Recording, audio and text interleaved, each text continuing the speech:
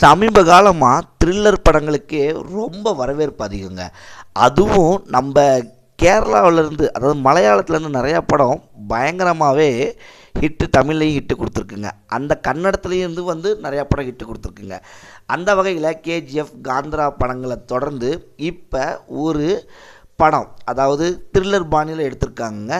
அந்த படம் பார்த்தீங்க அப்படின்னா the second case of Seetharam. இந்த படம் தமிழ் டப்லி வந்திருக்குங்க. இந்த படம் பார்த்திங்கன்னா full and full crime thriller படங்க. இந்த படம் வேறு லெவலில் இருக்குங்க. இந்த படத்தை பற்றி நான் தாங்க இன்றைக்கி நம்ம பார்க்க போகிறோம். உடுப்பி பகுதியில் ஒரு உணக்குட்டா போலீஸ் ஸ்டேஷன் அதிகாரியாக இருக்கிறாரு நம்ம ஹீரோ விஜய ராகவேந்திரா. மிக கொடூரமான முறையில் ஒரு கொலை நடக்குதுங்க. அந்த கொல்லப்பட சிலரோட வழக்குகளை விசாரிக்க ஆரம்பிக்கிறாருங்க நம்ம ஹீரோ. அப்படி விசாரிக்க ஆரம்பிக்கிற நேரத்தில் ஒரு மனநிலைக்கு பாதிக்கப்பட்ட ஒரு பள்ளி ஆசிரியரை சந்தேகப்பட்டு அவரை கைது செய்ய முயற்சிக்கிறாங்க. ஆனால் அவர் கொலையாளி இல்லை அப்படின்றது அவருக்கு தெரிய வருது. அடுத்தடுத்து அதே பாணியில் நடக்கும் கொலைகளை தீவிரமாக துப்பறிகிறாரு நம்ம ஹீரோ. கொலை செய்யப்பட்டவங்க எல்லாருமே 50 வயசை தொட்ட ஆண்களாக இருக்காங்க.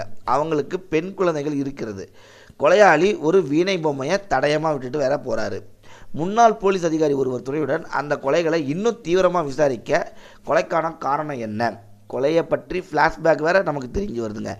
அந்த கொலையாளியை தேடி கண்டுபிடிக்கிறதுக்கு கைது செஞ்சாங்களா இல்லையா, அங்கே ட்விஸ்ட்டு.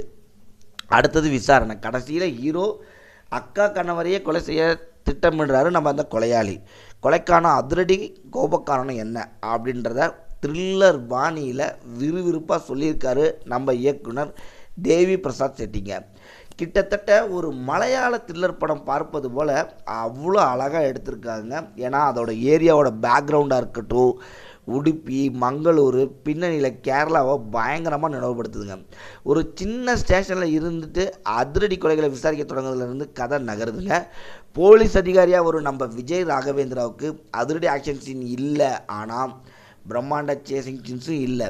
அவர் சூப்பராக அந்த இன்வெஸ்டிகேஷனில் ஒரு இயல்பான நடிப்பை கொடுத்து அமைதியாக சூப்பராக கொலைகளை எப்படி கண்டுபிடிக்கிறாரு அப்படின்றத செம்மையாக அவர் கொலையாளி நெருங்கும் விதமாக இருக்கட்டும், அவர் புது தகவல்கள், ஒவ்வொரு கொலைக்கும் ஒவ்வொரு திருப்பங்களாக இருக்கட்டும், அவர் கண்டுபிடிக்க ஒவ்வொரு புது புது க்ளூவாக கிடைக்குது.